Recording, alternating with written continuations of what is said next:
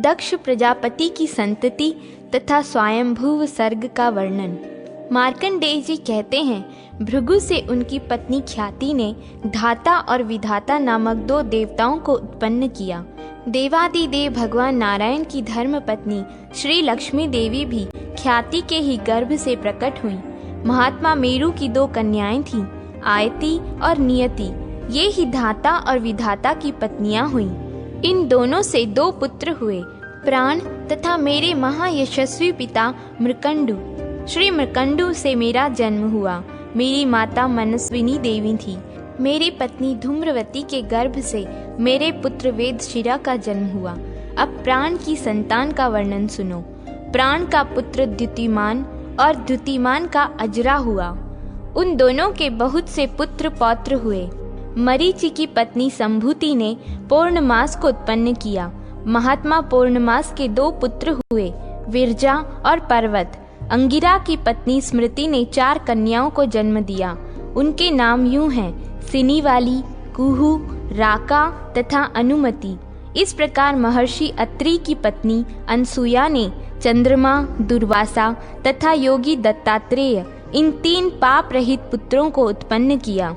पुलसत्य की पत्नी प्रीति से दत्तोली नामक पुत्र उत्पन्न हुआ, जो अपने पूर्व जन्म में स्वयंभू मनवंतर में अगस्त के नाम से प्रसिद्ध था। क्षमा प्रजापति पुलह की पत्नी थी। उसने कर्दम, अर्ववीर और सहिष्णु ये 3 पुत्र उत्पन्न किए। क्रंतु की पत्नी सन्नति ने 60,000 बालखिल्य नामक ऊर्ध्वरेता महर्षियों को उत्पन्न किया। वशिष्ठ की पत्नी ऊर्जा के गर्भ से 7 पुत्र उत्पन्न हुए, रज, गात्र, ऊर्ध्वबाहु, सबल, अनघ, सुतपा और शुक्र। ये सभी सप्तर्षि हुए। ब्राह्मण अग्नि तत्व के अभिमानी देवता अग्नि ब्रह्मा जी के प्रथम पुत्र थे। उनकी पत्नी स्वाहा ने 3 पुत्र उत्पन्न किए, जो बड़े ही उदार और तेजस्वी हैं। उनके नाम इस प्रकार हैं, पावक, पवमान और शुचि। इनमें शुचि जल को सोखने वाला है। इन तीनों के वंश में प्रत्येक के 15-15 के क्रम से 45 पुत्र हुए। इनके साथ पिता अग्नि और उनके 3 पुत्रों की संख्या जोड़ने से कुल 49 अग्नि होते हैं। ये सब के सब दुर्जय माने जाते हैं। ब्रह्मा जी के द्वारा उत्पन्न जो अग्निश्वात, बहिर्षद, अग्निक और साग्निक पितर बतलाए गए हैं, उनसे स्वधा ने 2 कन्याओं को जन्म दिया, जिनके नाम थे मेना और धारिणी। वे दोनों ही उत्तम ज्ञान से संपन्न तथा सभी गुणों से सुशोभित ब्रह्मवादिनी एवं योगिनी थी। इस प्रकार यह दक्ष कन्याओं की वंश परंपरा का वर्णन हुआ। जो श्रद्धा पूर्वक इसका चिंतन करता है वह निसंतान नहीं रहता। कौष्टुकी बोले, भगवन आपने जो अभी स्वयंभू मनवंतर की चर्चा की है, उसका वर्णन मैं अच्छी तरह सुनना चाहता हूँ। मनवंतर के कालमान, देवता, देवर्षि, राजा और इंद्र, इन सब का वर्णन कीजिए। मार्कंडेय जी ने कहा, ब्राह्मण, मनवंतर की अवधि 71 चतुर्युगी से कुछ अधिक काल की होती है। यह बात बताई जा चुकी है। अब मानव वर्ष से मनवंतर का कालमान सुनो। 30,67,20,000 वर्षों का एक मनवंतर होता है। देवताओं के मान से 8,52,000 वर्षों का यह काल है। सबसे पहले मनु स्वयंभू हैं। इनके बाद स्वारोचिष, औत्तम, तामस, रैवत और चाक्षुष हैं। यह 6 मनु बीत चुके हैं। इस समय वैवस्वत मनु का राज्य है। भविष्य में सावर्णी नाम वाले 5 मनु, रौच्य मनु तथा भौम मनु, ये 7 और होने वाले हैं। इनका विस्तृत वर्णन मनवंतरों के प्रकरण में करेंगे। ब्राह्मण, इस समय मनवंतरों के देवता, ऋषि, इंद्र और पितरों का परिचय देता हूँ तथा उनकी उत्पत्ति, संग्रह एवं संतानों का भी वर्णन करता हूँ।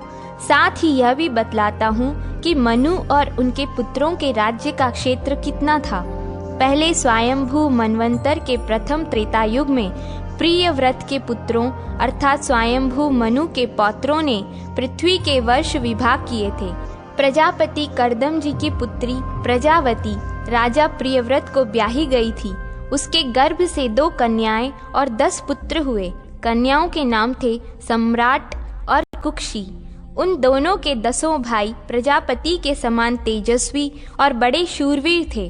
उनमें 7 के नाम इस प्रकार हैं: आग्निध्र, मेधातिथि, वपुष्मान, ज्योतिष्मान, धुतिमान, भव्य और सवन।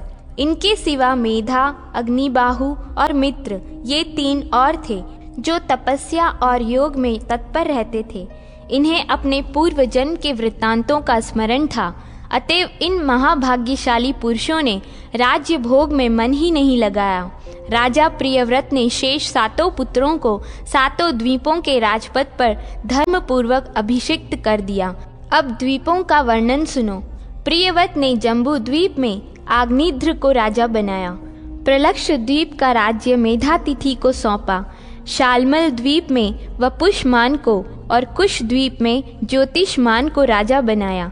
द्युतिमान क्रौंच द्वीप के, भव्य शाक द्वीप के तथा सवन पुष्कर द्वीप के स्वामी बनाए गए।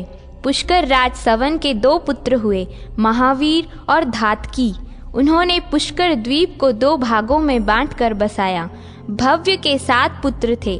उनके नाम ये हैं: जलद, कुमार, सुकुमार, वनीयक, कुशोत्तर, मेधावी और महाद्रुम। उन्होंने अपने अपने नाम से शाक द्वीप के 7 खंड किए। धुतिमान के भी कुशल, मनुग, उष्ण, प्राकार, अर्थकारक, मुनि और दुदुम्भी ये 7 ही पुत्र थे। उनके नाम से क्रौंच द्वीप के 7 खंड हुए। राजा ज्योतिष्मान के कुश द्वीप में भी उनके पुत्रों के नाम पर 7 खंड बने। उनके नाम इस प्रकार हैं: उद्भिद, वैष्णव, सुरथ, लंबन, धृतिमान, प्रभाकर तथा कापिल।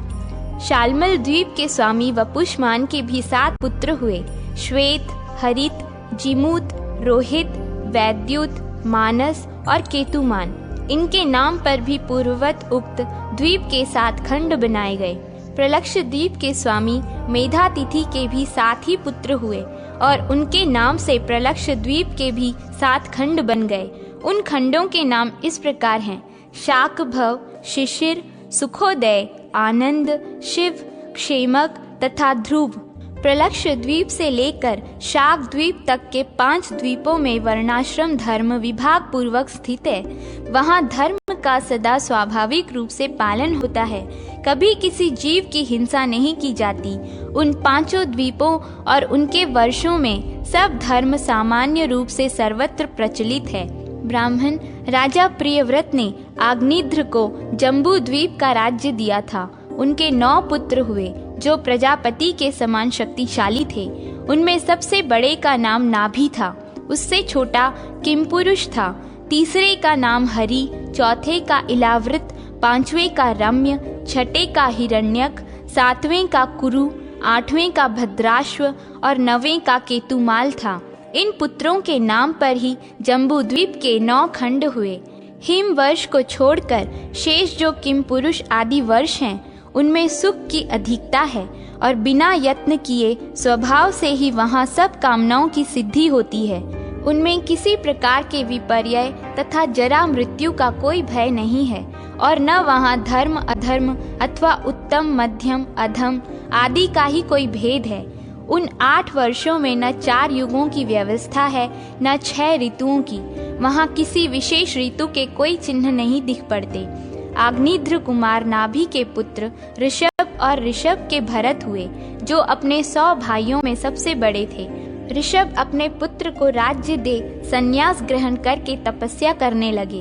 वे महर्षि पुलह के आश्रम में ही रहते थे।